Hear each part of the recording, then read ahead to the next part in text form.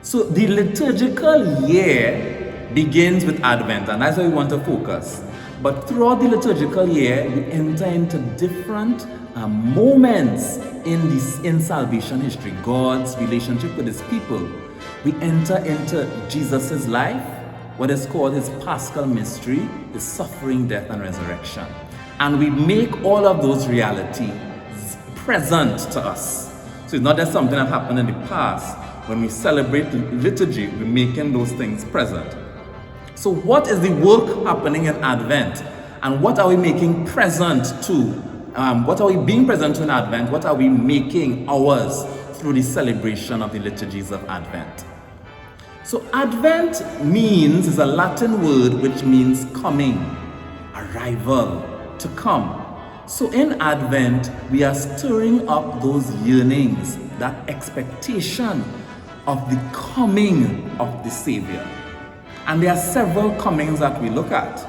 First of all, we look at the first coming of Jesus as a babe, his incarnation, where he came in the humility of Bethlehem and when he ushered in the kingdom of God.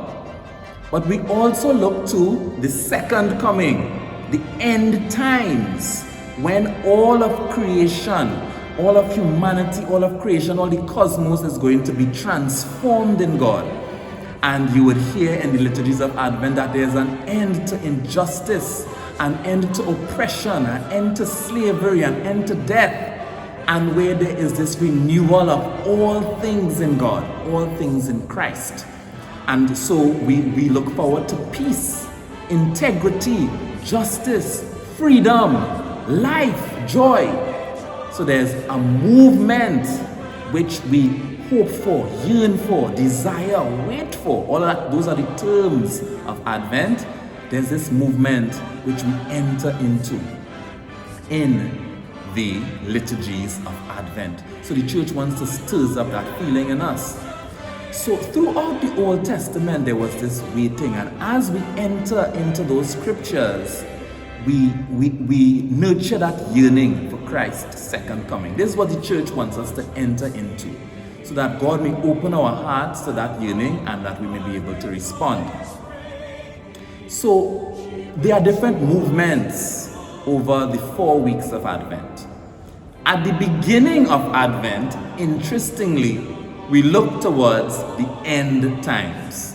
So a lot of the themes from the last days of the liturgical year, they carry over into the first days of Advent, where we look at the second coming. So you would find in the gospel for the first Sunday of Advent, year C, which we'll be doing this year, you find it speaks about signs in the heavens and in the earth, and we must stand erect, that we must be awake and ready for this radical transformation of all of creation.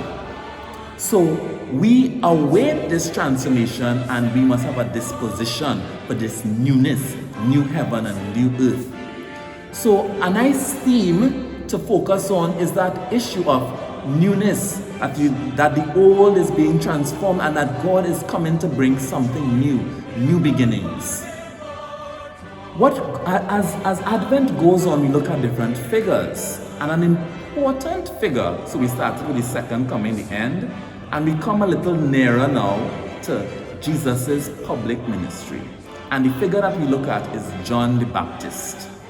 And John the Baptist, why does the church use John the Baptist? Because John the Baptist is a precursor to Christ's coming in his public ministry.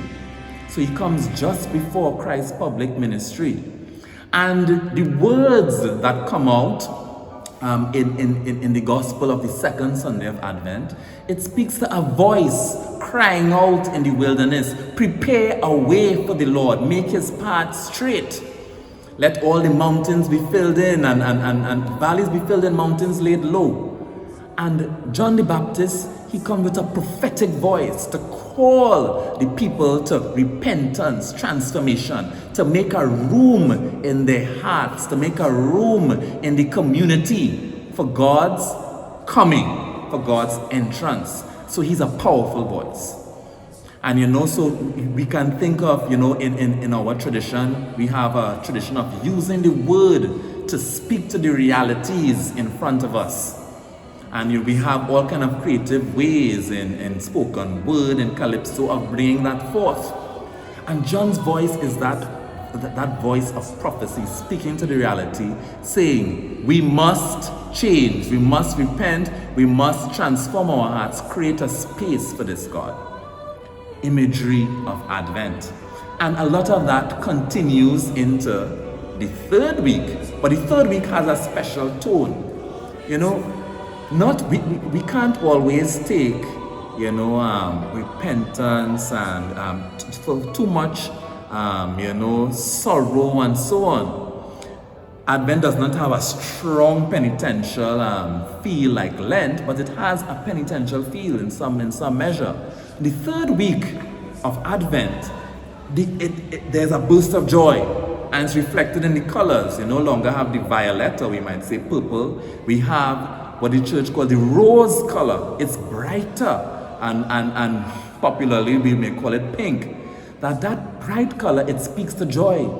And the readings, the first reading says, rejoice, daughter of Zion. It begins with those words, the first reading. In the second reading, I want you to be happy. And I say again, be happy.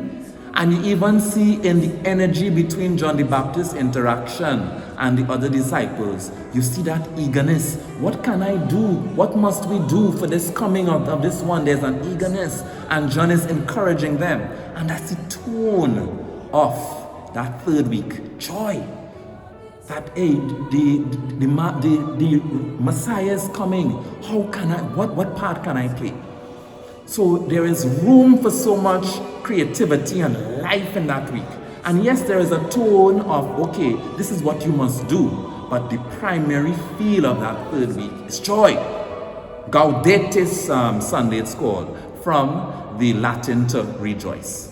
So I hope we're following the different tones as we move along. And in the fourth week, where are we? We are just before Christmas. So we now focusing as Advent approaches its close. We now home in, especially from the 17th of December onwards, we home in on the Christmas mystery. So what figure would be appropriate? We have the figure of Mary. She's pregnant with child. She's expectant. We have that encounter in the gospel of the day between these two women, both of them pregnant, one with John the Baptist, again, the precursor, who just at the presence of the Messiah in Mary's womb, he starts to jump up in Elizabeth's womb and so on, right? And because he is eager, the coming and the greeting, he rejoices. And there is this energy in the interaction of an expectant child. And so much we could think of that feminine and the whole expectation of bringing a child into the world, and what God is going to allow to come into the world, God's own Son. So we enter into that awesome reality of life coming, and the author of life coming into the world, and the rejoicing of these women. And we know the words of the Magnificat, my soul glorifies the Lord. And the words of Elizabeth to Mary, when I heard, when your greeting reached my ears, the child in my womb leapt for joy. So there is great tension in this Advent season. It's such a rich season. And sometimes you just say, okay, prepare the way for the Lord. But it's good to appreciate the movements that the church is asking us to enter into, because God wants to do a work in us. He wants to do a work of transforming our reality, and he wants to bring about a newness. He wants to bring about joy. He wants to bring about justice and peace. And in these ways, the church allows us to tap into this reality, and so that we may work for justice, we may work for peace, we may work for transportation, for transformation, and count and trust God in faith to come through us to achieve a deep renewal and transformation of the world in Christ Jesus. So I hope these little pointers help as you reflect on this season and the power of the liturgy, and especially the liturgy of Advent, to transform our lives.